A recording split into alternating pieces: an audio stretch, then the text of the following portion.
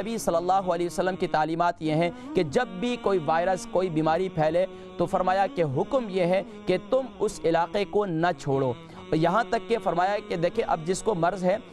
تو ظاہری بات ہے وہ چاہتا ہے کہ میں اس علاقے سے نکلوں، اب جب وہ نکل کے دوسرے علاقے میں جائے گا تو وہاں پر وہ اس کی وجہ سے وائرس پھیلے گا۔ تو اللہ کے نبی صلی اللہ علیہ وسلم نے ارشاد فرمایا کہ ایسے موقع پر نہ باہر والے وہاں جائیں اور نہ اندر والے جو ہے باہر نکلیں، کیونکہ فرمایا کہ یہ ایک اس طرح ہی ہے کہ جس طریقے سے ایک